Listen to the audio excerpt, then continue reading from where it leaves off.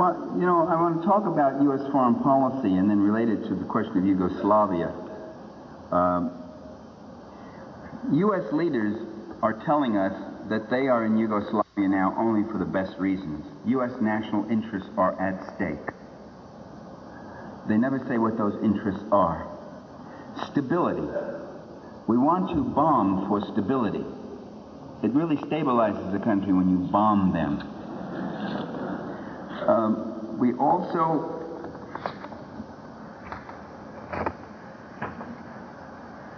want to also go in for humanitarian interests. And yet in the last 50 years, the U.S. national security state, by the U.S. national security state I mean the White House, the Pentagon, Joint Chiefs of Staffs, the State Department, the CIA, the Defense Department, I said that, the Pentagon, and a few other groups, agency groups. In the last 50 years, the U.S. national security state has been a key force in overthrowing reformist governments, democratic governments in Guatemala, Guyana, Dominican Republic, Brazil, Chile, Iran under Mossadegh, Uruguay, Syria, Indonesia under Sukarno, Greece twice, Argentina twice, Haiti, Bolivia, and other countries, that's not a complete list, and replaced them with pro-capitalist, right-wing military regimes that opened up their countries to U.S. multinational corporate investments, opened up their countries with cheap labor, said, come on in, boys, here it is. There's no labor unions, and if they do get out of line, we crack them hard with our Guardia Civile, who are trained, equipped, and financed by you, our soldiers. There's no occupational safety laws. There's no environmental protection laws. There's no child labor laws. Come on in. The natural resources are yours. Do what you want. Just make sure you give me a cut and you protect the interests of my class. U.S. has been active in covert actions or proxy mercenary wars against popular revolutionary governments in Cuba, Angola, Mozambique. 1 million people killed in Mozambique by Renamo. Did you hear about it? Did you hear about the humanitarian necessity to do something about it? Did you hear about the suffering of the people of Mozambique in your media, on your New York Times, in your evening newspapers? Did you hear about it? You didn't hear a word, did you? There's still a war going on in Angola that's been going on for about 12 years now. 3 million people killed. The U.S. is in there. You didn't hear about it? Did you hear about the atrocities, the murders, the burning of the villages, the mutilations that would make anything you can imagine, even what the propaganda machines are reporting about Bosnia and Kosovo, make that like kids play? But you didn't hear a word about it because those two wars, Angola and Mozambique, those two wars are supported by the CIA. They're supported to overthrow revolutionary governments that have the temerity to want to organize a different kind of system where the land and the labor and the resources of the society would be used for and by the people rather than extracted for the capital accumulation process of the multinational corporations. That's the difference. You see, all of humanity is divided into two groups. 3 groups, really. Group A is made up of those people who live off the interest on their bonds, their stock dividends, the royalty earnings on their land and mineral holdings, the rents on their property, and that sort of stuff. Group B and C, which is the other 98.9% of the world's population, actually more, 99-point-something% of the world's population, they live primarily off wages, salaries, fees, savings, pensions, and that stuff. Primarily, they may have a little investment here, whatever, but that's it. Group C is made up of millions of people who are in utter destitution, who don't even get regular wages or salaries and such, and they live from hand to mouth in total, absolute, desperate destitution. That's the world. And U.S. foreign policy has been directed to making the world safe for the people in Group A. Those are the people who pick who's going to run for President of the United States. Those are the people who pay the enormous expenses for their campaigns. Those are the people who have the high-paid lobbyists. Those are the people who own the media. The corporate media are owned by the same class interests that are giving you this war. Jim Petrus called me up the other day. He said, look at the New York Times page something, I forget what date it was, and there was a story about how back in 1991, before a blue ribbon crowd of very rich people, there was paraded, and the reporter called it a blue ribbon, like a blue ribbon cattle show. There came the candidates who were going to run for president, and selected out of them was Bill Clinton. And Jim said to me, now if you, Mike Parenti, had written that, they would have said, what vulgar Marxism. That isn't the way the system works. There it was, right there in the paper. I looked at the Bilderberg Conference. The Bilderberg Conference is an international conference made up of all the economic and political elites, with some few intellectuals sometimes there to write the papers for them and all that. And of course, from all the different nations around the world, the nations with the money, and I turned, of course, to the United States to see. And the first name was no surprise. The first name was David Rockefeller of Rockefeller Brothers Association, New York City. And the second name was rather odd. This was back in 91. It said, the Honorable Bill Clinton, governor of Arkansas. I didn't know much about him, except that he was the only governor who let his National Guard go down to El Salvador for counterinsurgency maneuvers, which means he was already hooked in with the national security state when he was governor. And I said, what the hell is the governor of Arkansas doing at this international conference, this supranational thing?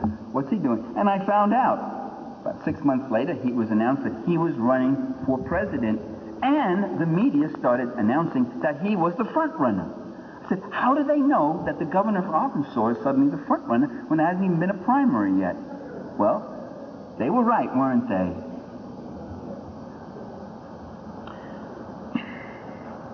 The U.S. has actively engaged in covert actions, as I said, or proxy mercenary wars in Cuba, Angola, Mozambique, Ethiopia, Portugal, South Yemen, Nicaragua, Cambodia, East Timor, Western Sahara, and elsewhere. Not a complete list. The U.S. has been involved in political actions, subversions, destabilizations against reformist governments in Egypt under Nasser, Lebanon, Peru, Iran, Syria, Zaire, Jamaica, the Fiji Islands, Afghanistan. Afghanistan before the Soviets ever went into that country.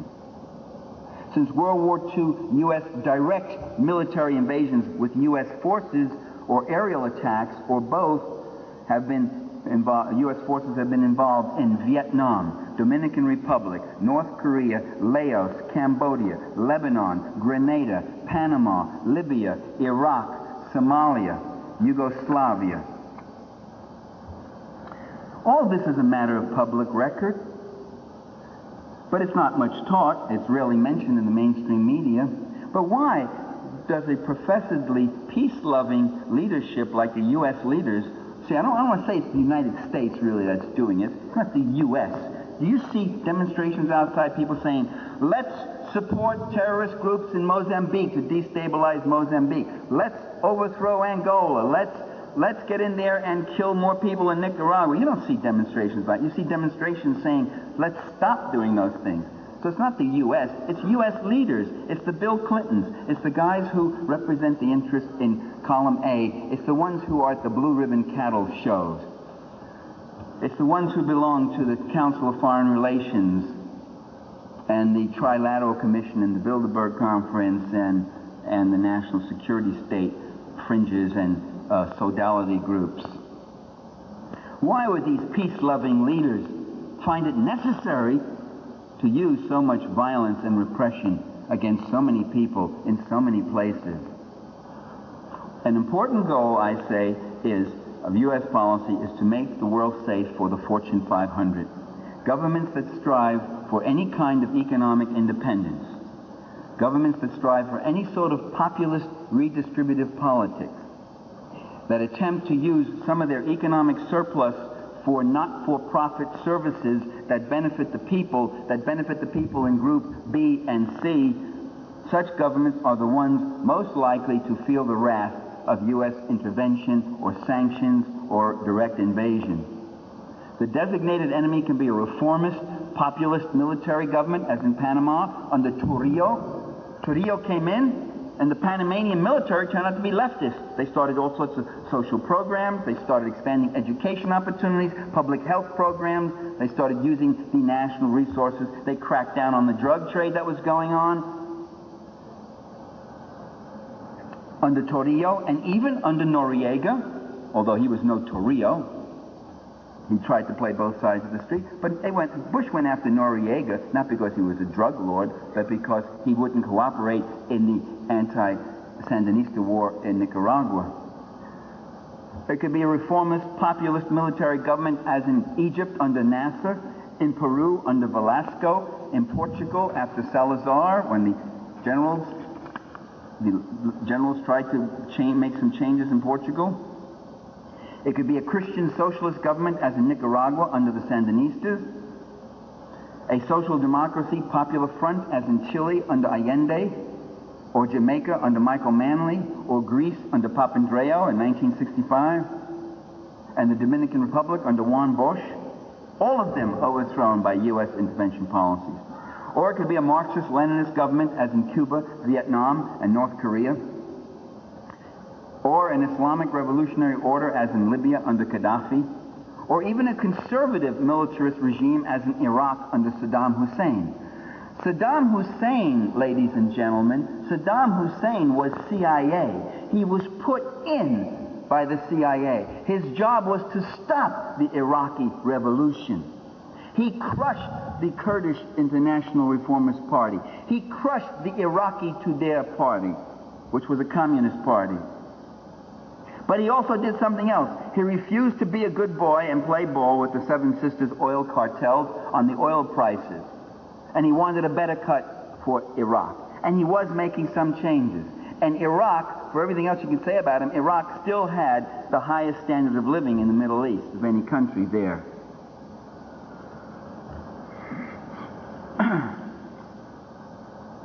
Don't take my word for it. Listen to George Bush. President George Bush and Brent Scowcroft just wrote a book on the whole Iraqi war, the Gulf War, where they admit the issue was oil. They said it. Those of us who were saying it then say, oh, you're being economistic, you're being reductionist, you're being conspiratorial. We would just go in and kill just to protect oil profits? Or would we? No, we don't do that at all. They go in and they kill and they protect their oil profits. I remember when George Bush was president and he said, we have our interests, our vital interest. You know, that dynamic, fiery way he has to talk to you. Listen to him, you go, oh, Georgie hit me with it. Oh, George Bush. Oh. He said, we have... there was a very cruel feminist who said once, I forget who she was, I forget her name, she said, George Bush reminds every woman of her first husband. And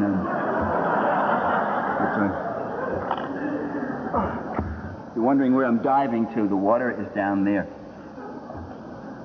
These lecterns are built by people who never have to use them, I can tell you that. And so they don't have things like a little shelf here, someplace to put the water.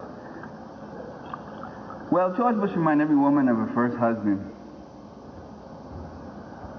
I laughed, and then I started thinking about that, and I called up my ex-wife. I said, do I remind you of George Bush ever, anytime? She said, what are you talking about? I felt much better than...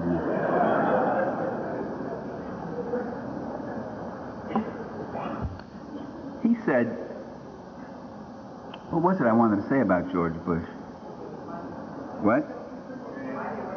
Right. He said, our oil interests. I said, our, or this use of this word we and our, you know, we got to stop doing that, saying we go in and we kill here and we do that and we have to stop that. You know, it deprives us of our we and it presumes a community interest with them. He said our oil interests. So I got very excited, you know. I said oil interests. I ran over to my filing cabinet to pull out my stock portfolio to see how much oil stock I owned in Exxon and such, and I discovered I didn't even have a stock portfolio. I said, oh well, George Bush and his sons are probably keeping it in trust for me and my son. Well, the U.S. has also been the most active promoter or protector of drug traffickers. International drug traffickers who serve the gangster functions of U.S. policy: terror, assassination, intimidation, destabilization, violence when necessary. In the late 1940s, the CIA made deals with Corsica and Sicilian drug mafia and gave them free hands while they used their thugs to destroy the militant and honest but politically left communist longshore unions in Marseille and in Italy and in southern France. The Southeast drug lords during the Vietnam era, active collaboration with the CIA and the U.S., the Golden Triangle it was called. And by the way, you know who the major victims were in the first market? What was the first market of that Golden Triangle, all those drug lords, those Southeast Asians? GIs, the man said it, that's right. What was a market? A rich market right near there of almost 500,000 young men with money, by Indo-Chinese standards, with plenty of spending money, despairing, facing death, not knowing what to do. Drugs came pouring in. That's your CIA. That's your great American agency protecting American interests, protecting our way of life. In Afghanistan, the Mujahideen. In the Washington Post, it was right there. It said, with the Mujahideen winning and the revolutionary government of Afghanistan overthrown, the Soviets leaving, there will be now a marked increase in the heroin trade.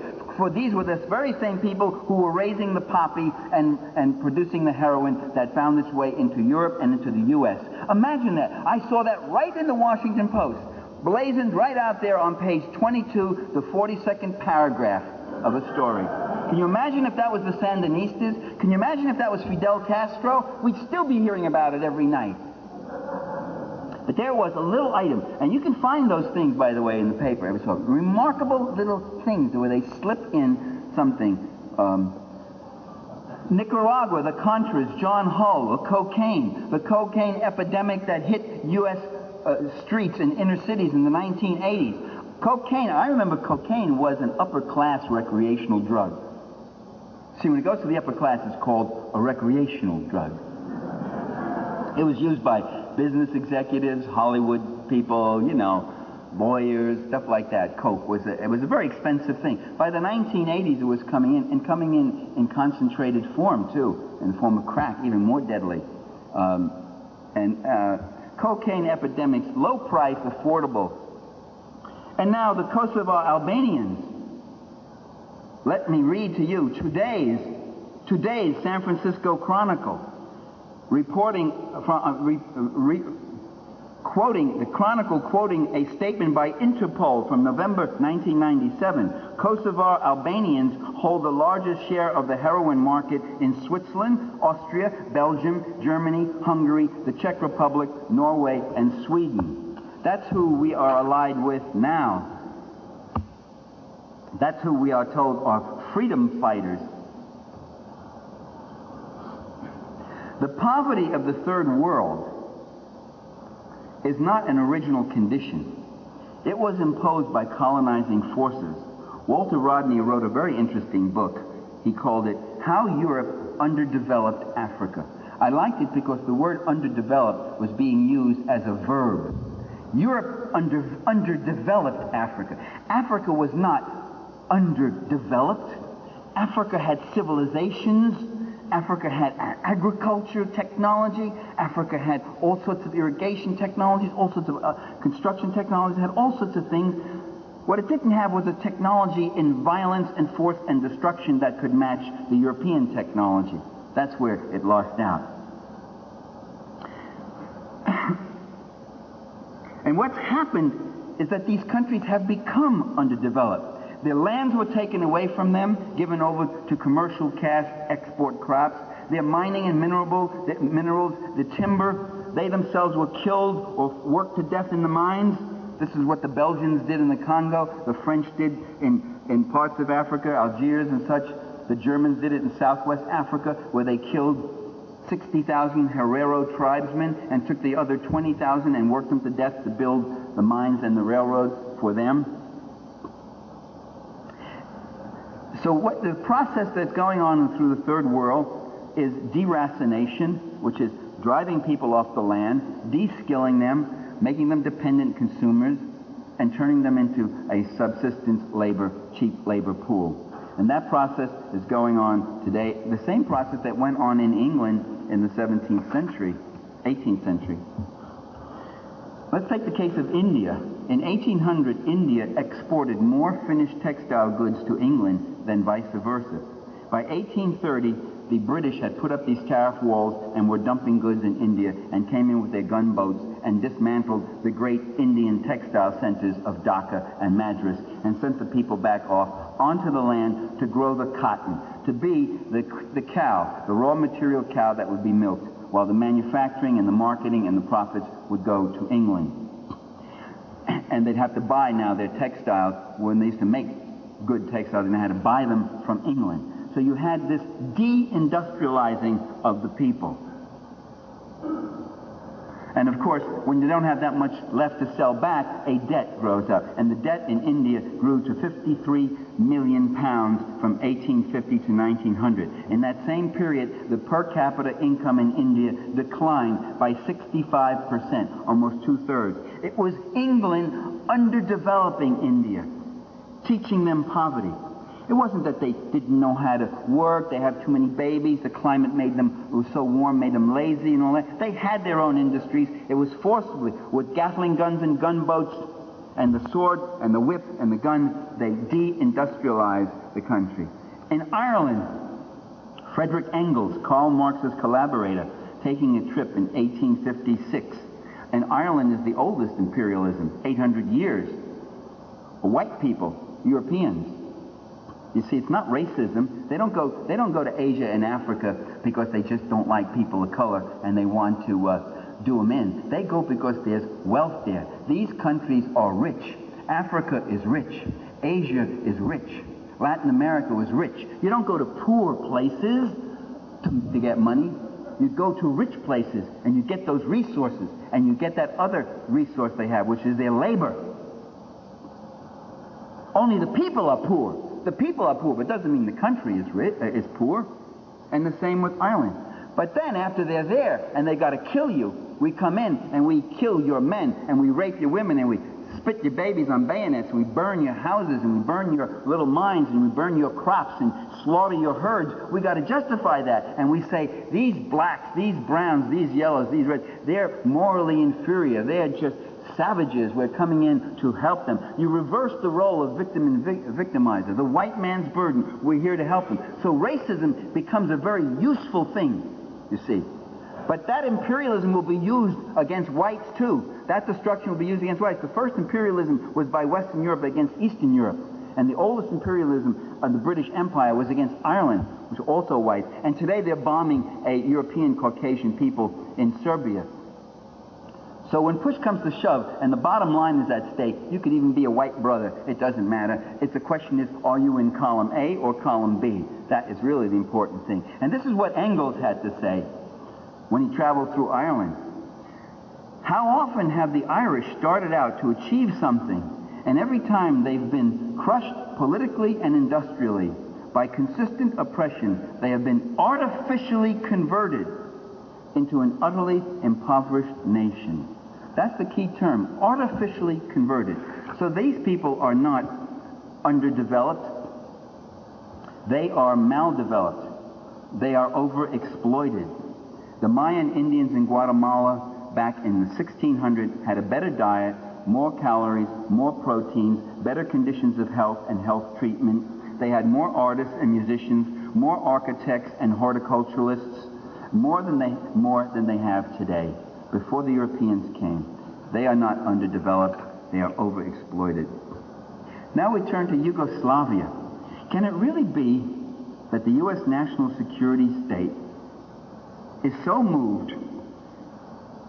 This CIA that involves itself in acts of destabilization, sabotage, propaganda, terror, drug trafficking, torture, death squads, it's so moved out of humanitarian concerns for the Albanians in Kosovo that it's intervening now and bombing Kosovo and all the rest of Serbia and Montenegro. Is it humanitarian compassion that compels U.S. forces to be bombing 3 countries at this very time, Yugoslavia, Iraq, and occasionally Sudan? To be involved in proxy wars in Angola, Colombia, and a half dozen other countries? If it's oppressed minorities U.S. leaders are worried about, why doesn't Clinton bomb Turkey for what they've done to the Kurds? I mean, why don't you go out and bomb the Turkish people for what these Turkish military leaders did to the Kurds? Why don't you go out and bomb the Indonesian people and kill them for what their leaders did, killing 200,000 East Timorese? Why doesn't Clinton bomb Israel for what it's done to the Palestinians? Why doesn't he bomb the Czech Republic and a half a dozen other countries for their mistreatment of the Romani people, who we call gypsies? Why doesn't he bomb Guatemala for the systematic slaughter of tens of thousands of Mayan villages? In fact, the U.S. wouldn't bomb these. The U.S. has been behind them, aiding, equipping, training, and financing them to clean them out of the place, deracinate it, to stop them from thinking that they can organize and resist and build an alternative kind of system. Why doesn't he bomb Britain for oppressing the Catholic minority in Northern Ireland? You know, drop a bomb on his girlfriend, Tony Blair.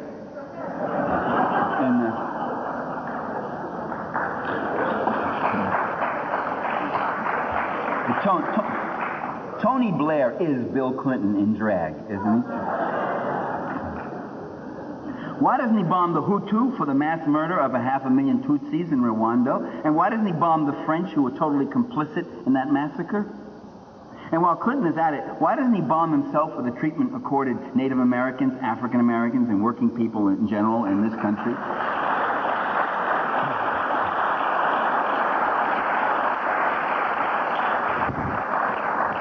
In 1919, a noted conservative economist, a conservative by the name of Joseph Schumpeter, he presented this picture of ancient Roman imperialism, the Roman Empire. He wrote this in 1919, now it's almost a century ago. That policy which pretends to aspire to peace but unerringly generates war, the policy of continual preparation for war, the policy of meddlesome interventionism.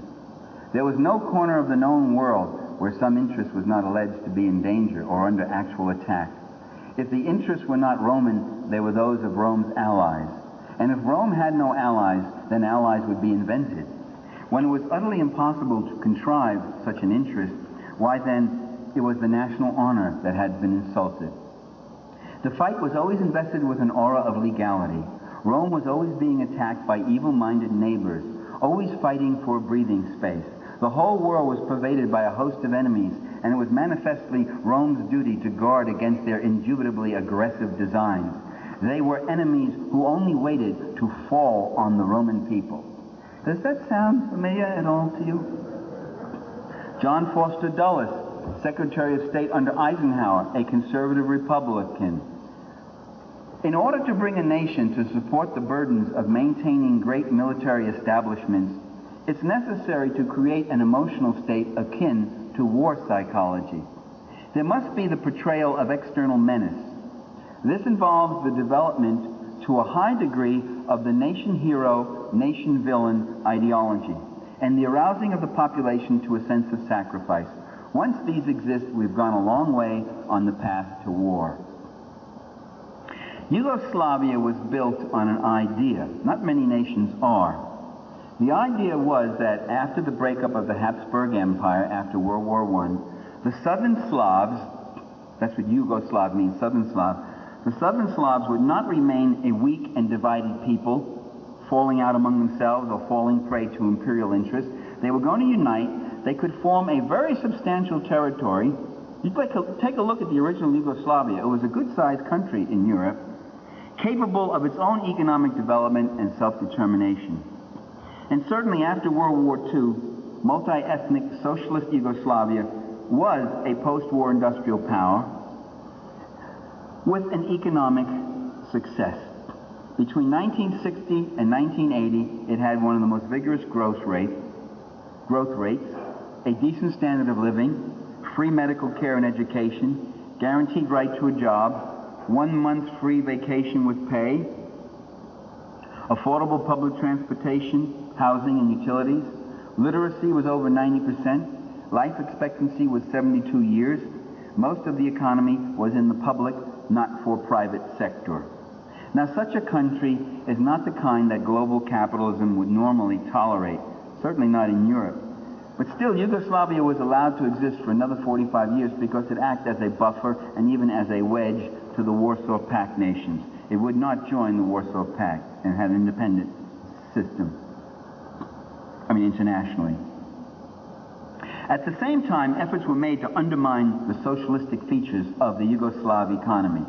Yugoslavia, I think the Yugoslav leaders made the same mistake that the Polish communist leaders did. They said, we're going to build up our industrial base even more, mass industrial base, basic industry, and we're also going to increase consumer production and consumption. Now, how do you do that? How can you do both of those at the same time? Very simply, we'll borrow from the West.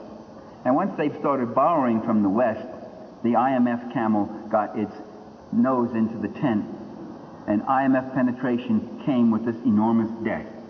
And with this debt, the IMF demands for restructuring. Restructuring is a euphemism that they use. It means a harsh austerity program, cutbacks in public sector spending, wage cuts, unemployment, the abolition of worker-managed enterprises. Those are the kind of things you force your people to work harder, consume less, so you can start paying off this debt now that I have on you, these billions of dollars. Still, much of the economy was still public sector, not for profit, including the very rich reserves of minerals and other natural resources in Kosovo and other parts of Yugoslavia. Then came another blow. In November 1990, George Bush got the U.S. Congress to pass the 1991 Foreign Appropriations Law. You say U.S. policy was to systematically break up and dismember Yugoslavia. Now that the Soviet bloc was gone, we didn't need Yugoslavia anymore. We did not have to tolerate a socialist country right there in the middle of Europe. So you break it up into a bunch of small right-wing banana republics. Oh, you have a conspiracy theory? You think they really plotted this? It's ancient ethnic enmities. That's what it was. Well, really? Well, then what's the U.S. Congress doing in November 1990, passing this law, which says as follows: all aid and credits to Yugoslavia will be cut off. Now, conducting trade without credits is virtually impossible in the modern world, especially for an indebted country that lacked a hard currency. The law was a terrible blow to the Yugoslav economy. Then came the sweetener. Aid will go to Yugoslavia, not to the national government, but aid will go only to the individual republics on our terms. And one of the conditions is that that you have separate elections in all 6 Yugoslav republics. And these elections have to be approved by the U.S. State Department. Excuse me? Who has sovereignty in Yugoslavia? The U.S. State Department? We will approve the election procedures and the results. I thought that was fascinating. We will approve the results, what the outcomes will be. And in fact, the aid went only to those forces whom the U.S. defined as democratic, meaning small, right-wing, ultra-nationalist, and even fascistic parties. Tudjman in Croatia, Izetbegovic in Bosnia, a right-wing Muslim who had been in an SS formation, a Nazi, ex-Nazi, Tujman, who wrote a book on the Holocaust which said it wasn't that bad and not that many Jews were killed. Tujman, who has a military force now in Croatia that salutes like this, with the straight-arm Nazi salute, and the old Ustasa checkered flag, which was a totally Nazi collaboration group. That's who we supported. That's who they supported in Yugoslavia to come forward. And so for the first time in 45 years, all sorts of ultra-nationalist and fascist groups started emerging in Yugoslavia with money and with confidence and with terrorist tactics, with the full knowledge and confidence that they had the U.S. national security state and the whole Western capitalist military world to their backs, supporting them. Why would they do all this? Why would they want to privatize and deindustrialize Yugoslavia? They wanted Yugoslavia's rich natural resources to be at the disposal of multinational corporations. They want a population that's hungry, that works at subsistence wages. They want an economy that offers no competition with existing capitalist producers. You see, you have no right. Where do you get off making your own refrigerators or vacuum cleaners or that sort of thing? Where do you get off owning your own land? That land should belong to us. We could know how to use it and really profit from it. And where do you get off expecting a living wage? Don't you understand? Don't you understand the problems, the burdens of the people in column A? Don't you understand that every dollar I've got to pay you on stupid things like wages or pensions, or every dollar I've got to spend on occupational safety or environmental regulations that these stupid, meddlesome governments are putting in is one less dollar for me? Don't you understand that? And that's what the game is about. It's about capital accumulation. It's about who skims the cream in the world. Undoing the petroleum, engineering, mining, and automotive industries in Yugoslavia, and abolishing public sector services and social programs. Now, what is it, Parenti? Are you paranoid again? I mean, why would U.S. policymakers want to abolish Yugoslavia's social programs?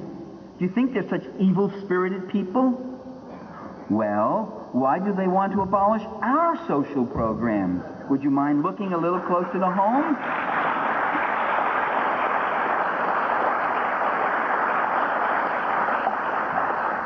As they have been doing. Social Security, aid to families with dependent children, public health services, all cut back, public education, scholarships, all cut back, public hospitals cut back, library services cut back, gotta cut it back, gotta pay for those missiles. Gotta pay for those $1 million cruise missiles. Each of one has a computer on it that can contour the landscape as it goes in to kill people. It's the third worldization of Yugoslavia. It's the third worldization of the USA. I said that in 1992 here in California in the talk. I'm sorry, 1991, and I still say it. The third worldization of the US. That's their goal. Their goal is to have a country with about 15 multi-billionaires owning everything and 240 million peasants working at their rates the way they want. Another goal in the dismemberment of Yugoslavia is ideological monopoly. Last year in Serbian Bosnia, the last remaining radio station that was critical of NATO policy was forcibly taken over by NATO troops and closed down. And the article in the New York Times, the way the mental gymnastics of the reporter who had to explain to readers that the suppressing of this last dissenting voice in Bosnia was necessary to advance democracy. It was really marvelous to watch him do all these flips and twists to explain that to us lesser mortals who don't get the nuanced subtleties of that policy. Yugoslavia, before the bombings began, Yugoslavia allowed opposition radio stations in Serbia, in Montenegro, in Kosovo, dissident newspapers. Every political party had dissident newspapers. Today, Milosevic in his parliament faces more opposition parties elected to that parliament than any other parliament than any other leader in Western Europe. But it's been repeatedly called a dictatorship. Milosevic was elected in a contest that foreign observers says was fair and honest, with relatively few violations. He's been elected president 3 times, twice the president of Serbia, and most recently the president of the Federation of Yugoslavia. If he is a war criminal, if he's committed war crimes, let's see what they are. Could someone tell me what they are? The Hague War Crimes Tribunal has asked the United States for documentation demonstrating that Milosevic is a war criminal. That has been over a year and a half ago, and they have not gotten any documentation yet. Is he without crimes? I doubt any modern leader is pursuing policies that don't have certain effects. Yugoslav TV is still in the hands of people who refuse to look at the world, as does the U.S. State Department and the White House and the U.S. media. Yugoslav TV journalist that I know, Novenka Jovanovic, she was telling me when I met her in Greece, in Athens, at a conference, she said, I asked the U.S. ambassador, I said, what do you want from us? This was 2 years ago. He said, we want your television system. To have, the U.S. imperialists want an ideological monopoly on the world's media, and they've got something close to that already. That is, a media that is owned entirely by people who inhabit column A. In 1992, what was left of Yugoslavia was delivered another blow. International sanctions led by the U.S. A freeze was imposed on all trade with Yugoslavia, including technical and scientific exchanges. 75% of Yugoslav production was hit by this. The results were utter disaster. Hyperinflation, mass unemployment up to 70%, malnourishment, the collapse of the healthcare system at great cost to the population. You see, with sanctions, when you deliver sanctions against a country, the civilian population does not suffer collateral damage, incidental casualties. The civilian population is the prime target. I mean, they are what is being targeted when you do sanctions. To justify all of this, the U.S. public, for the last 8 years, have been given a propaganda barrage, a process of demonization. Violent intervention against any country brings demonization. Don't take my word for it. Listen to what Charles Boyd, former deputy commander of the U.S. European Command, another conservative, said in 1994 in Foreign Affairs. Foreign Affairs is the establishment publication in the U.S.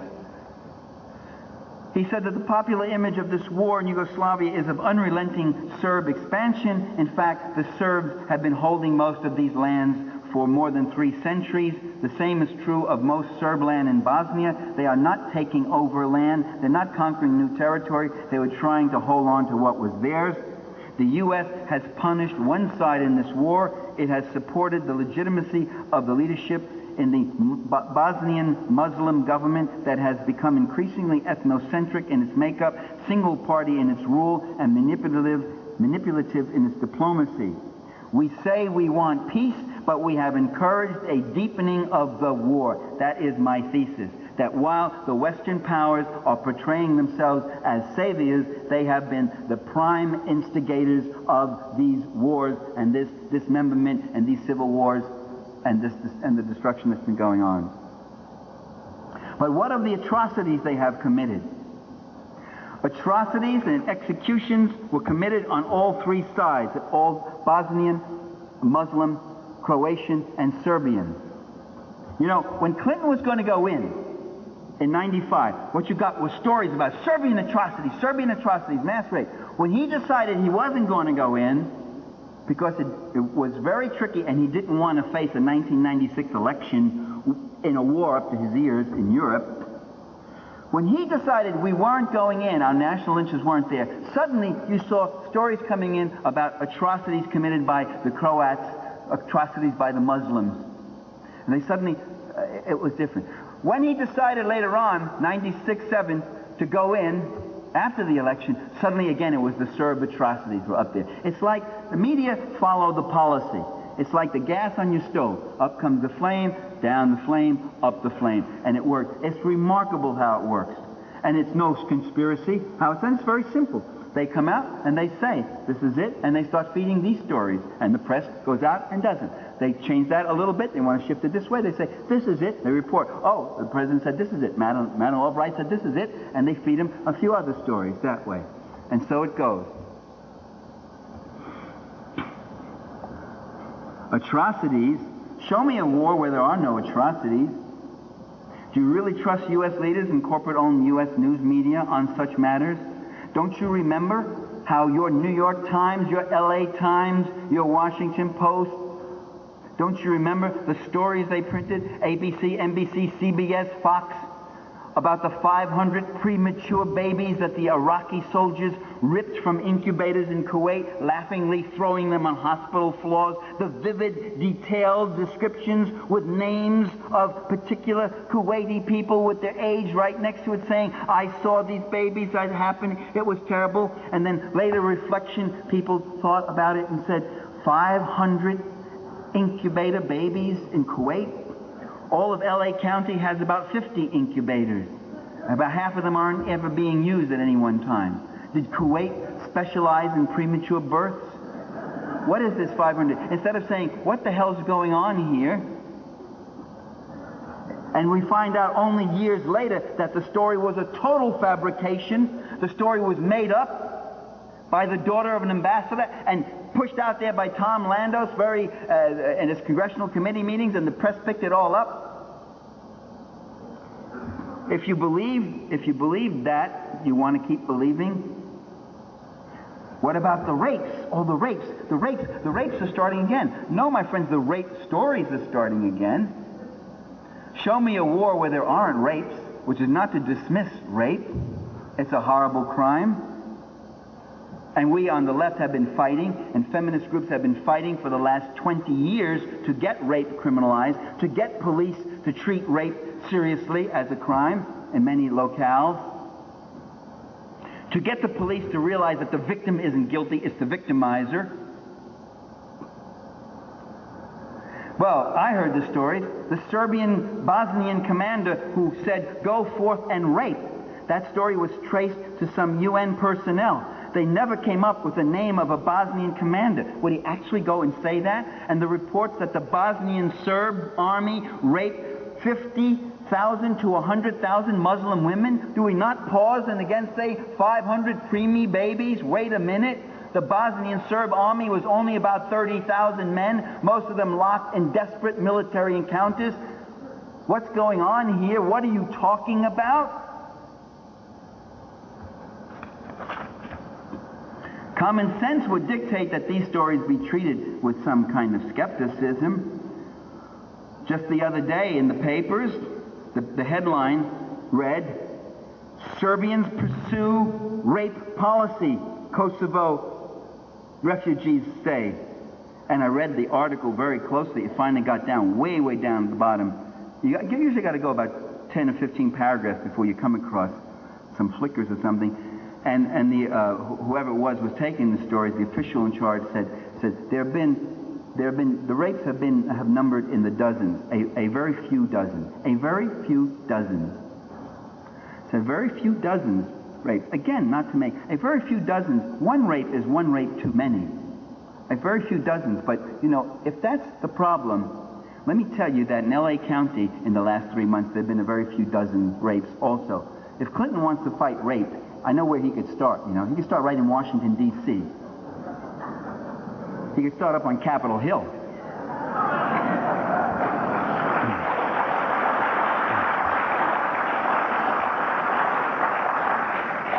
He could probably check around in the Oval Office, actually.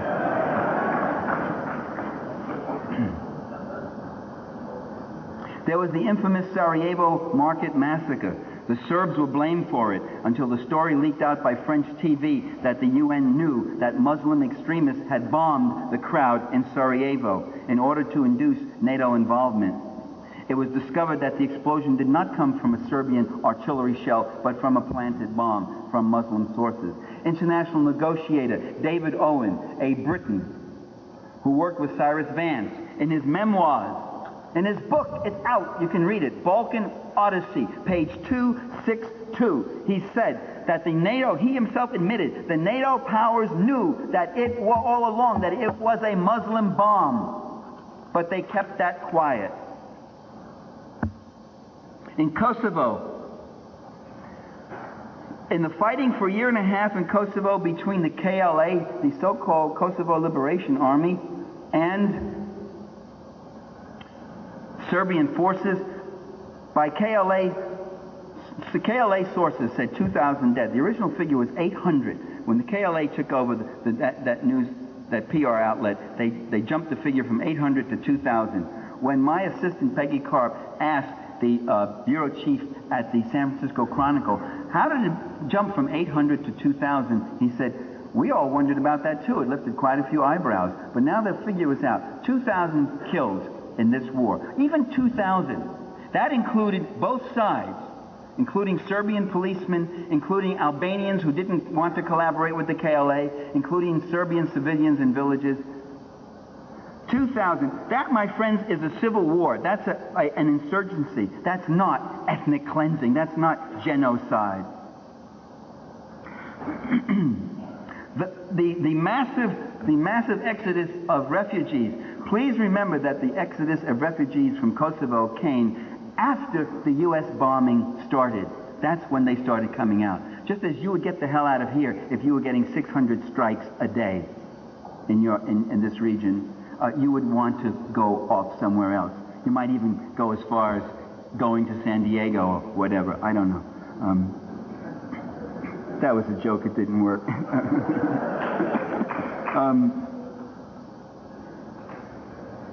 50,000 Serbs have left Kosovo to escape the bombing.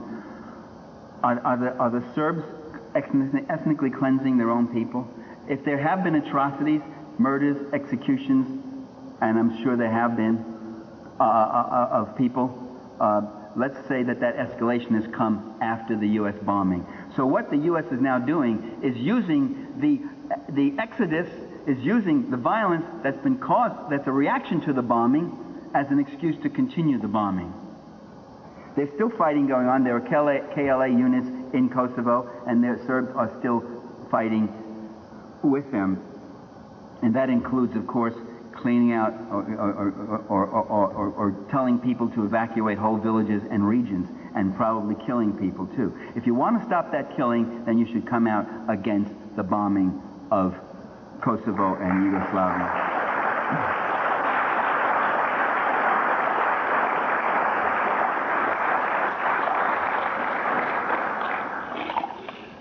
Now, this propaganda process, it's not as if we haven't seen it before. It's so blatant. It's so obvious. Gaddafi of Libya, before they started aerial strikes against him and before they imposed sanctions on Libya, what did they call him? These are actual quotes. A Hitlerite megalomania, a pathological liar. You know, it's really very... I remember back in the 80s, I'd go around lecturing, and people Gaddafiing all over the place. What about Gaddafi? Gaddafi, Gaddafi, Gaddafi bag, Gaddafi danger, Gaddafi go and get your mama, Gaddafi. What about Gaddafi? I said, you didn't even know who the hell Gaddafi was 2 weeks ago. You know, it's kind of scary. You couldn't have even found Libya on a map, and suddenly you're worried that Gaddafi, a nation of 3 million people with a ragtag army of 50,000, somehow is going to come and get you. Gaddafi's real sin was that he led a colonel's rebellion back in the 1960s. He kicked out a corrupt social order that was of the kind that you found in Saudi Arabia. He kicked out the people in column A, and he confiscated the oil, and he started using some portion of the profits to develop the country. Reforestation, clinics, schools, using it for the people in column B and C. That is intolerable if you are a member of the Fortune 500 or if you're one of those select persons in column A. That was Gaddafi's real sin. Noriega of Panama, quotes, real quotes, a swamp rat. That was said by that liberal, Dan Rathers. Call him a swamp rat, a jungle snake, a wily jungle snake. Other ones, Peter Jennings and ABC, one of the world's worst drug thieves and scums. Somebody else on one of the talk shows, a Hitler admirer.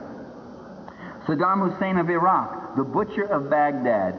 That may be true to some degree, but that was before. They never. That was when he was our ally. A madman, a beast, worse than Hitler. Each one of them were charged with atrocities, acts of aggression. Each one of them then had their people demonized by proxy and had their countries attacked by U.S. forces. Each one of them was likened to Hitler.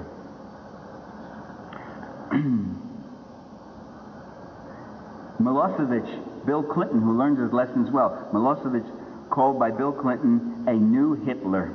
The Hitler thing keeps coming up, doesn't it? Which, by the way, isn't even a correct representation of Hitler. To see this as a demonized thing. I mean, to blame all the crimes of Nazism on Hitler is an old ploy. Ronald Reagan did that at Bitburg. He said, all of this happened because of one man alone, some demonic genius who just kind of led everybody else astray. See, that evades the whole question of what Nazism was as a social force, what class interests supported it and financed it, and who it benefited when it came into power, and who it hurt.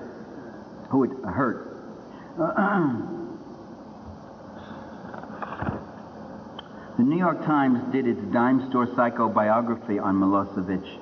You know, the New York Times is written by such brilliant people. They're so brilliant, you know. They must be because they say so themselves, they think so themselves. They're so brilliant, they're so smart. So when I read the New York Times, you know, I get very excited. Because I know I'm going to get... And this is what the New York Times said about Milosevic.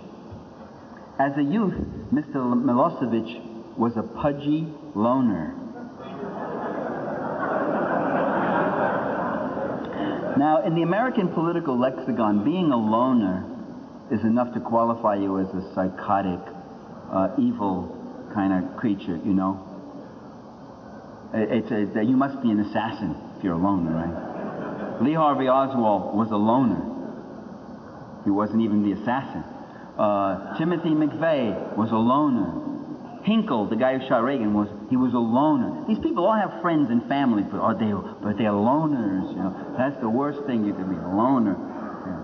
But Milosevic was something even more serious. He was a pudgy loner.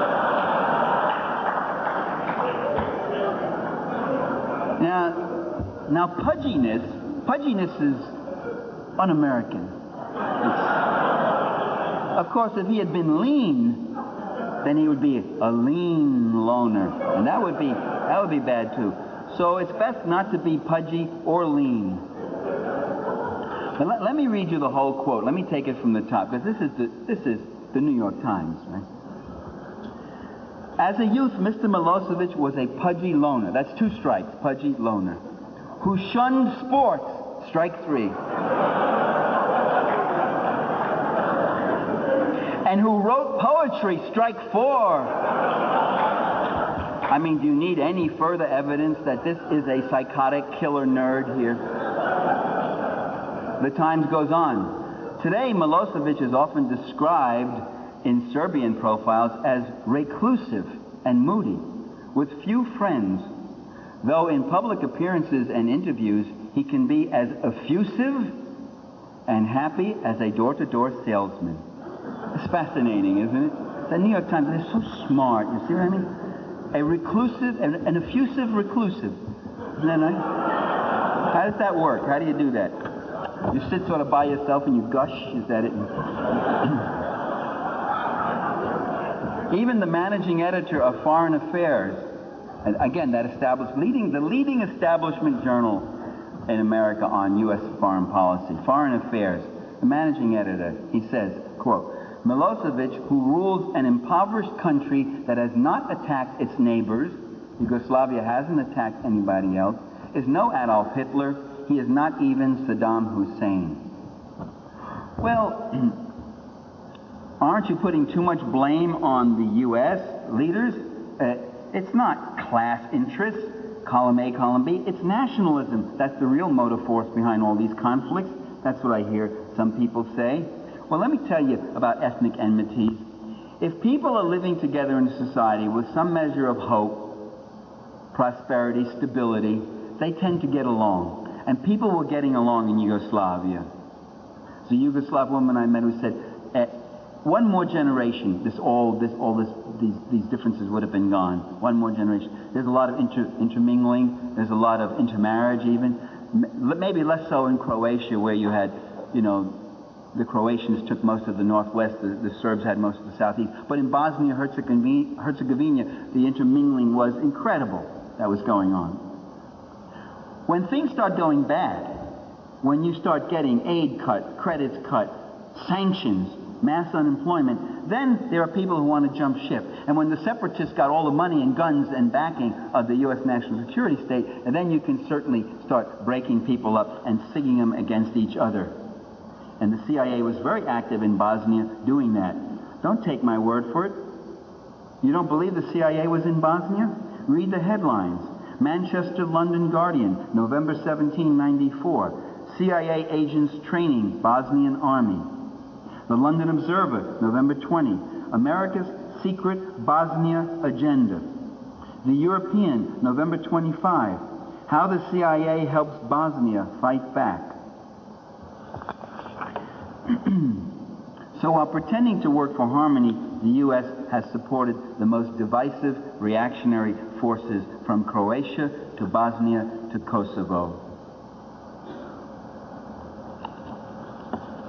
I think I've said pretty much enough. Let me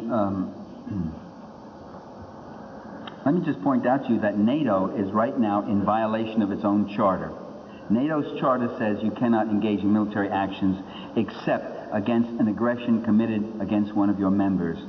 NATO is in violation of the UN charter. You cannot engage in collective force actions like this against someone who hasn't attacked you except without a UN mandate. What is international law is totally in shreds right now. And what gives the U.S. leaders the right to intervene in this way? The U.S. has totally discarded any kind of traditional diplomacy.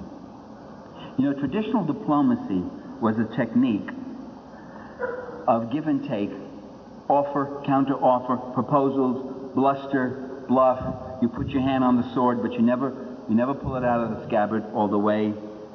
You negotiate, renegotiate, you pull back your ambassadors, you stop, you say we will resume maybe, we come back, talk again, and you both sides leave the table, never fully, completely content, maybe one side much more discontent than the other, but never to the point of war. That's what traditional diplomacy was about. It was a mode of mediation, a mode of trying to come up with workable solutions. U.S. diplomacy is something else altogether. U.S. diplomacy has made traditional diplomacy look very good. The U.S. issues a set of demands.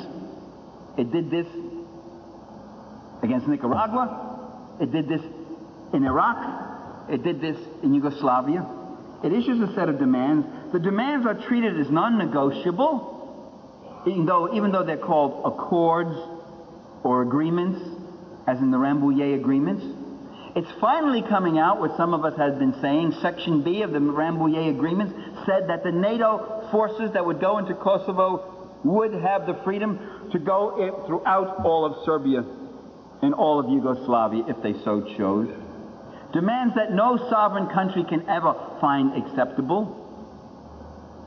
The other side's resistance, or even its hesitancy to totally accede to total surrender, is then paraded in our media as stubbornness. Milosevic snubbed these offers and proposals.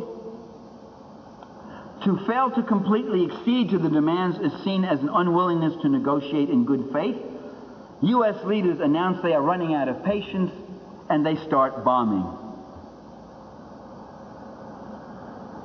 there was another step in the case of Kosovo. Both forces were negotiated to withdraw. The Serbians withdrew their military, the KLA withdrew, and then the KLA came back in and started taking over. It was all to their interest to come back in to provoke an encounter, to get NATO in. It was all to the Serbian interest not to come back in, not to provoke an encounter. Once the KLA came back in, the Serbs came back in again. And then it was said, both sides are fighting again. Milosevic obviously is not interested in coming to terms. We have only one thing left, and that's to take action. The same thing happened with Iraq.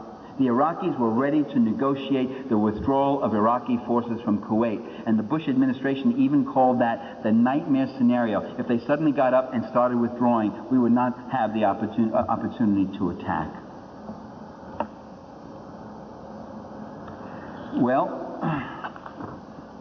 I want to read to you something from a woman who lives in Belgrade. She's a member of the Green Party, member of the Greens from Belgrade. This is off the internet. You can't get this in the U.S. media. It's on the internet. Serbia is one of the greatest sources of underground waters in Europe, and the contamination from U.S. explosives and depleted uranium will be felt in the whole surrounding area all the way to the Black Sea. NATO is bombing factories.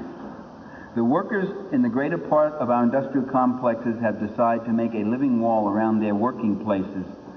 They are not doing this because they are only defending their country, but also because they have become so impoverished by the years of sanctions that the destruction of factories would mean condemnation to a poverty equal to total starvation. In other words, they're defending the only thing they have left, which is their social capital, these factories that they've built. NATO chooses extremely dangerous targets. The municipality of Grocka has been hit on the territory of which the nuclear reactor Vincha is situated, containing a great storage of nuclear waste. The municipality of Pančeva has been hit, on which the petrochemical factory and the factory for the artificial fertilizers are situated. By the way, since then, now Hungary has been reporting, Romania, northern Italy, other places, possibly Greece, that these fumes, these places have been hit, and these fumes are escaping all over the place. The municipality of Barič has also been hit with the where the great complex for the production of chloride. The English isn't that perfect, but you're getting it, I guess. Which is using Bhopal technology. You remember what happened in Bhopal, India? 4,000 people died, terrible death, when these fumes escaped. It is not necessary for me to explain what the blowing up of one of these factories would represent. Not only Belgrade, which is situated at 10 kilometers away, would be endangered, but the rest of Europe too. On the second day in the Belgrade suburbs, a factory for the chemical production and a rocket fuel storage was hit, causing a toxification of the surrounding area. 4 national parks have been hit, all members of the International Association of the National Reservations. You have to realize that Yugoslavia is among 13 of the world's richest biodiversity countries. And she goes on to talk about the Serbian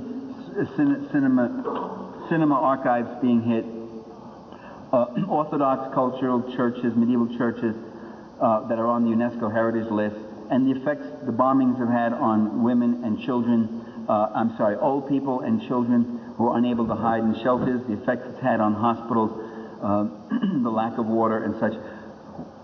NATO announced they're going after the Yugoslav water system. When you hit a country's water system, as happened in Iraq, you are now committing bacteriological warfare.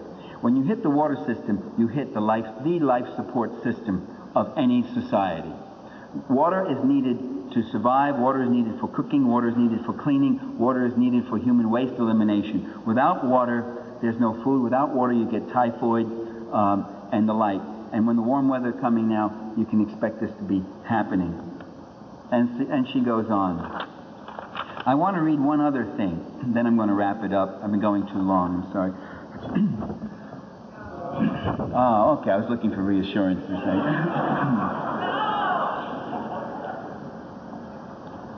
Oh, all right, I've got about 5 minutes. No, I want to read, this is a statement by an American named Tom Watson.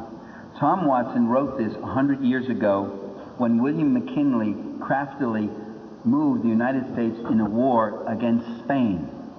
The war against Spain, we heard in our media, was to save the poor, abused, oppressed Cuban people while the Spaniards were committing atrocity after atrocity.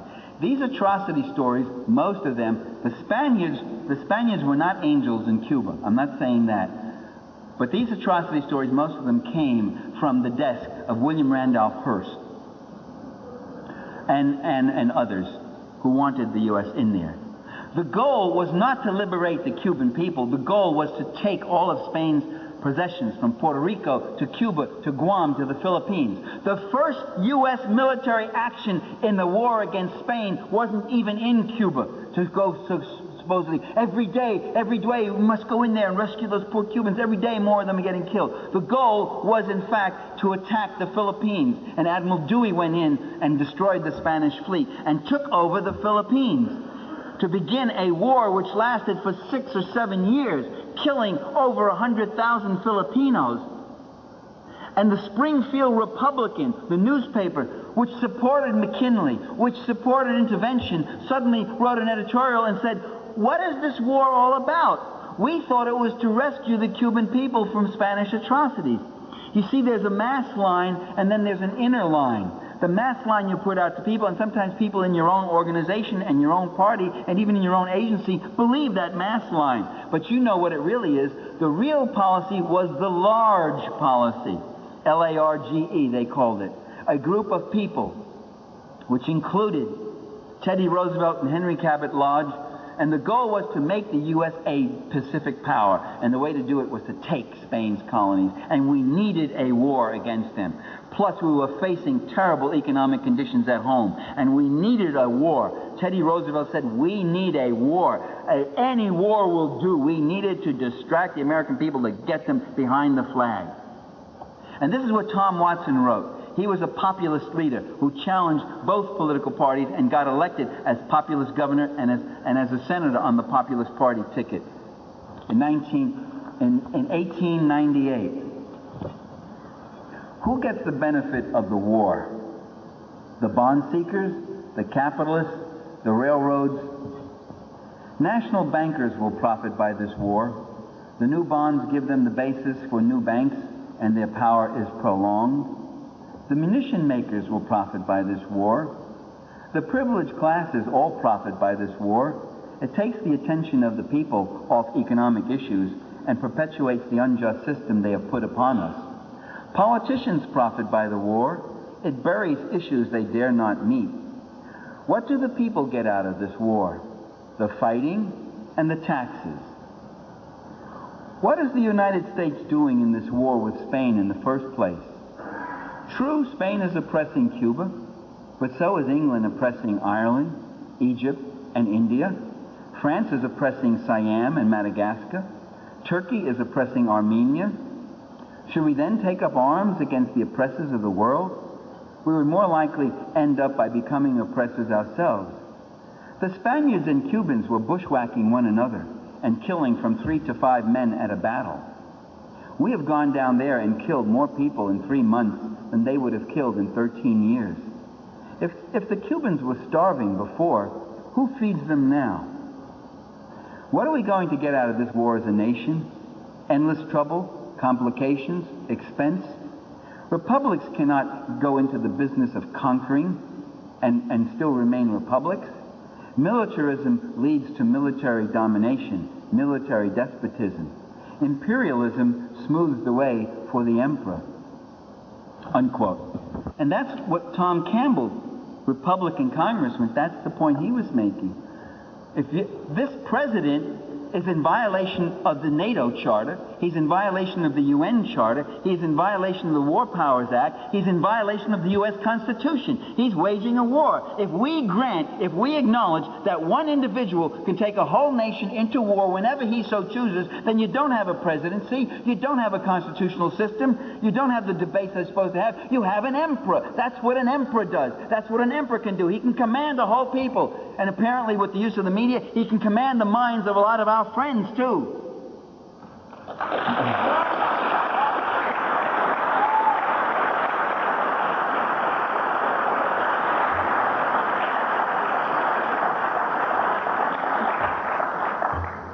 I remember during the Gulf massacre, a student saying to me, well, this is where you and I differ, because I have faith in President Bush. I trust him. I said, wait a minute, you have faith in President Bush? You mean like my Italian grandma had faith in St. Anthony?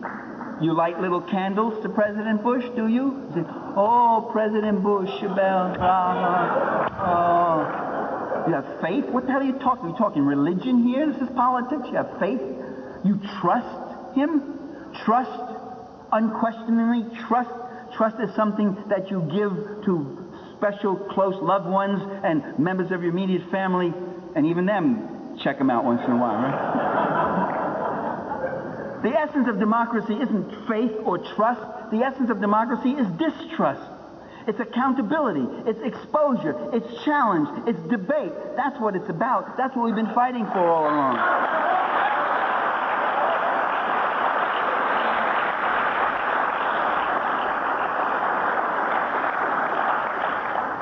So it's like Vietnam all over again. And then we have some other people who say, well, I'm against the bombings. Well, the bombings aren't working. No, the bombings are working. They're doing just what they're supposed to do, which is to destroy and shatter that country, to splinter it apart and drive it down into the ground. Not only that it'll be down and prostrate now, but that it will not rise again, to smash it into so many pieces that it will never recover. And they're destroying a part of our planet, by the way. That thing from the Belgrade Green woman, the lady that I read, would tell you, Yugoslavia is a part of our planet. Those water systems, that biodiversity, all of that, that's part of our common heritage, and that's being destroyed. The bombings are working. Well, we can't just pull out. I used to hear that said in Vietnam, too, already. Well, what would you say we should do? We can't just pull out. Oh, yes, we can. You can do it with 2 words, ceasefire, and then 2 other words, NATO disband. We don't need you anymore.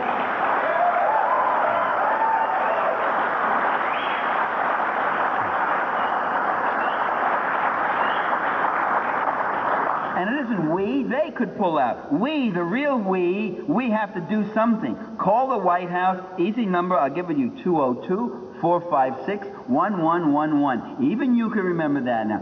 202, I know your memory isn't what it used to be. 202, everybody say it together. 202-456-1111. I love these group things. You're supposed to do that, it brings us all together.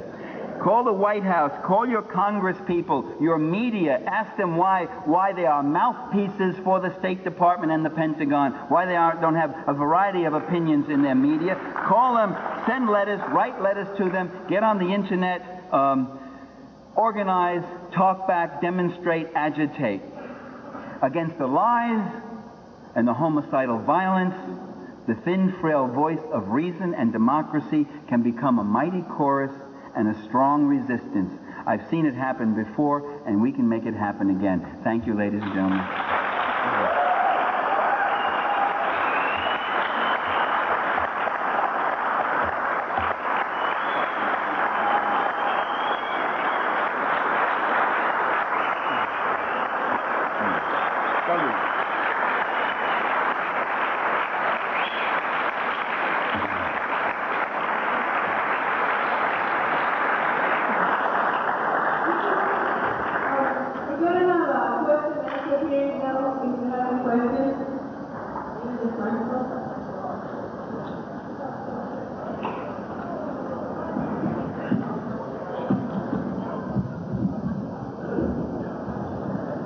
I'm just going to take a few questions, so it's just getting very late and my voice is giving out. I didn't like this amplification system.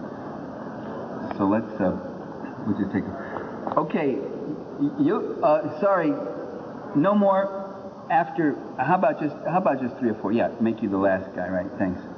Go ahead. On a different subject, Freddie, if I may, I'd like to hear your views on why hemp is illegal to use. You know more than I do. The question is, why is hemp illegal to use? Industrial hemp. Well, I think it was the alcohol industry that got it banned back in the turn of the century, wasn't it? And that's what it was. It's too efficient an intoxicant. Yeah. How come I don't know if it's the left or whatever, why have we allowed ourselves to be beaten on vocabulary? Why does freedom now belong to the right? I couldn't understand you, sorry. Okay, why does the left, or whatever we want to call ourselves, why have we been beaten on the dialogue? You're a speaker, you know about vocabulary, words such as freedom. Why did we give that to Ronald Reagan? Mainly freedom. Other words, we're being beaten in the dialogue, and we're not going to be able to change what you spoke about until we get the dialogue back on our court. Well, that's what I give my life to doing, which is to get the dialogue back. But to answer your question, you should know why. Do I have the same audiences and backing and exposure that the Ronald Reagan people do? No, we don't. They control the media.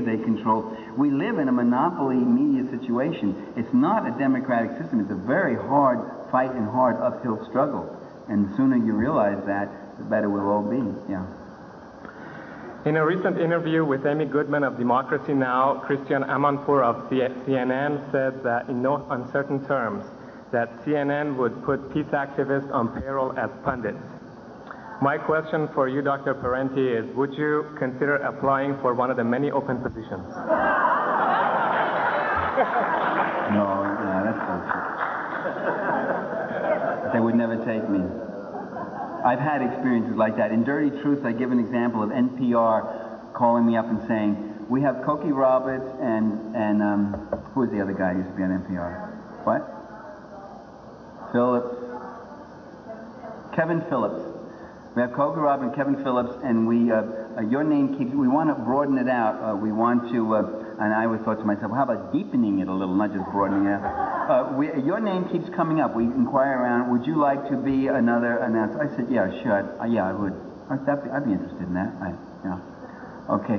Could we call you? And you would come to a little like a retreat where we'd all meet, blah, blah, blah, and this and that. I said, yeah, that'd be good. All right. Yeah, I'm certainly, very much interested. And I told friends, and they said, why aren't you more excited about it? I said, because it's not going to happen. What the hell's the matter with you? What planet do you live on, for Christ's sake? They're going to have me on national media as a commentator? They can't even get even the diluted ones, they're not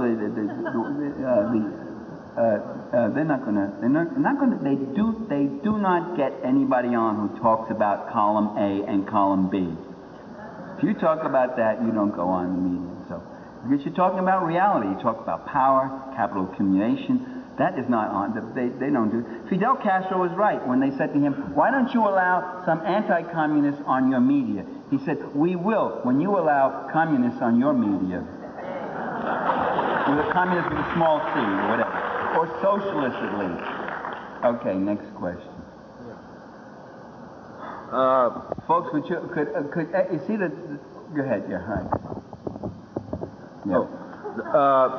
The gist of your talk tonight that I got as far as what's going on in Yugoslavia is that Milosevic is a total victim, that he did not commit any atrocity. His troops were not in Kosovo, and the KLA, right, you know. Of course. That's what you got, of course. Yeah. Right. That's always the way. Always the way. If you say atrocities are committed on all sides, if you say that there's been a demonization, then of course what you hear is that Milosevic is a total victim, that he's really a sweetheart, well, I do believe, by the way, that the Serbs were more the victims than the victimizers. Certainly in Bosnia and Croatia, that's what happened. Wait. It's absolutely not true. English is my mother tongue, and you speak it very well. I said in English, I said atrocities were committed. And over 100,000 Indians been right here in this goddamn fucking town. All right. Sit down, brother. You're absolutely right. Straight, brother. All right. Take it easy now. Good. No, he didn't go to that magnitude. Oh, okay. You minimized this. Hawaiians are dying out right now because of these goddamn... Hey, all right, shut up. That's enough. That's enough. Watch your language and calm down and sit down. We'll talk about it later. Just sit down. That's enough. That's enough out of you. Go ahead. Well, I told you atrocities were committed on all sides. I said, look, in World War I, the British propaganda ministry planted stories in the U.S. about Germans bayoneting Belgian babies and laughing about it all. Those stories were false. Does that mean that Germans didn't do any shooting? Yeah, of course there were killings. In World War II, we saw there were killings on both sides. Grudge killings. The airborne divisions in northern France would kill German prisoners. The German prisoners there was retaliation on both sides. Yeah, war crimes. Yeah, yes. yeah, but my point is, you know, I separate the people from the government, you know, in most of the countries. And did Milosevic's military go into Kosovo, and what was the reason? Kosovo is Serbia. Well, that's one view, and there's an alternative view. There's an alternative view. Well, you know, let me say this. In the 1980s... I mean, the Indians don't want... They don't think that this country belongs to the United States. All right? So if you say Kosovo is Serbia, you know? Can I answer your question? Yeah. In the 1980s, there was really massive infiltration of Albanians coming across the border from Albania into Kosovo. In 1945, the Serbs made up about roughly 35 to 40% of the population. Now, you see in the media all the time it says Kosovo is 90% Albanian. That's a KLA statistic. The official statistics today put the Albanian population at about 65% or so, with the rest being Serbs, 250,000 Serbs, over 100,000 Romani, we call gypsies, Turks, Montenegrins, Macedonians, all sorts of, there's about 15 different ethnic groups in Kosovo. And a lot of the villages were wiped out by KLA people back in the 80s when the police in Kosovo were Albanian. Milosevic cracked down on Kosovo when he went down there, gave a talk. A group of Serbs got up to protest about the treatment they were getting. They started getting beaten up by Albanians, and the Albanian police did nothing. He was absolutely horrified and shocked, and he moved in. Now, when he first came in, he was hailed in the Western press as a charismatic personality, and the guy's an ex-banker. He is a Serbian nationalist. And they thought he could be a good tool in the dismemberment of the country. When they discovered that he wasn't their tool and their boy, and that he was more of a problem than a tool, then he suddenly started getting demonized. Now, have the Serbs committed atrocities? I'm sure, especially the paramilitaries, I'm sure. When you start getting bombed and you have a hostile population... No, I mean before the bombing. No, okay, but KLA own sources said 2,000 dead. That's not genocide or ethnic cleansing in a year and a half of fighting. When you start getting bombed and you have a hostile force, the KLA there, you start moving against that whole area and that population. Most of the refugees have come from the southern rim of Kosovo. Not all of Kosovo has been emptied out. There's 100,000 Albanians living in Belgrade. They have Albanian businesses with Albanian names on them. They're not being ethnically cleansed or murdered or atrocities against. So what I'm saying is don't be led around. And even if the worst of these stories are true, does that become grounds for this? No, it doesn't. It doesn't. But if there were, then we agree on that. Let's go on to the next speaker. You know. Then we agree. No, I don't think so. Considering that before World War II, many wealthy people supported the political party that went on to be the Nazi Party, then those same people turned around and generated great wealth off of World War II. Do you think it's an inside joke when people call these other leaders Hitler? That gold mine, inside joke among the Fortune 500, that this is another person they're going to make lots of money off of from arms and oil? Who are you talking about? When you hear reading the paper, they call people Hitler. When they is it an inside joke? No, I think it's an outside propaganda. I think it's to convince people that this guy's very demonic and therefore should be wiped out. I don't think it's an inside joke. I'm sorry, I know that your voice is going and that... Yeah. All right, but I've been waiting for a few years for an answer of this question. When you face a leader such as Hitler, what other forms of solutions are there than violence against Hitler? I know that maybe the American Empire is perhaps equally as corrupt and equally evil, but what kind of things do you do to stop the things that Hitler did? Well, what you could have done is try to stop the things that Hitler was doing, which the U.S. didn't do, the Britain didn't do. Try to stop the fascist war against the Spanish Republic. They didn't do it. They were totally complicit with it. Try to stop the takeover of the Anschluss of Austria. Try to stop the breakup of Czechoslovakia. The Czechs were ready to fight against Hitler. They had a very good army, and the Russians, the Soviet Union was ready to ally with Czechoslovakia to stop Hitler. So you could stop him. I'm not a pacifist. Please don't mistaken. No, I'm not a pacifist. I think you should always practice nonviolence on those rare occasions you encounter it. But I'm saying there's a constant violence being done on us. There's a constant violence of our minds. I don't want to overdo the use of the word, but it's not violence. It's a constant coercion that we're getting. It's a very coercive situation, and this is what puts democracy at risk.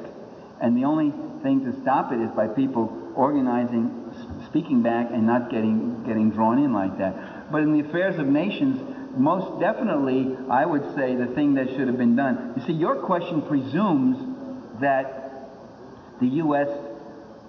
went in there and stopped an evil Hitler, and they had to use violence against Hitler's violence. That isn't what happened. What really happened was the Western powers didn't do a damn thing for so long. They wouldn't make an alliance with the Soviet Union to stop Hitler. They wouldn't save the Czechs. They wouldn't save the Austrians. All that stuff. They went along because Hitler was seen as a bulwark against Bolshevism and communism in Germany, and Nazi Germany was seen as a bulwark against communism in Europe. And so they thought they could use him until it was too late, and they got used. Yeah. Go ahead. Okay. I'm sorry. Let's make this the last question, okay? My voice has run out. Yeah. No worries. We down here in Southern California are not able to hear KPFA up in Berkeley, but we understand that a lot of things are being broadcast there that aren't available on more local stations down here, like KPFK. One of the great threats to democracy, besides the obvious bought and paid for corporate media, is the mediocratization of the alternative media that we've come to rely on. Can you tell us what's going on up in Berkeley now? Well, I think that happens all the time with alternative institutions and media. They get infiltrated by people whose paid job is to mainstream it and dilute it. Or two, people who just come in and have no politics of any kind, who are not working for someone else, and just come in and dilute it and want to play music and want to be touchy-feely, want to do this, and have no education about alternative political perspectives, but just see this as a station they can come in where they can then maybe someday jump off and go off to NPR or something like that. So that's a constant problem. It's a problem at KPFA, KPFK. They're all kind of hypocritical, all those stations, because they never play my stuff except KPFK plays at Roy of Hollywood. If you want to stay up midnight, he'll be playing. Yeah, that's an unusual thing. That was the exception that proves the rule. I'm glad to hear that. I heard that it was in the middle of the afternoon, and it wasn't a marathon subscription drive. That's very rare. Generally, what these stations do is they play me when they can make money on it. This is the part. In fact, I signed the KPFK release now. I bet you this is the part you don't hear on the air today. They're now under attack from Pacifica, which is really wanting to corporatize the whole thing. You know, run it under their clutch for their big salaries and the like. And which is really a dangerous thing, because then the whole, whatever little bits we have in these stations can get lost too.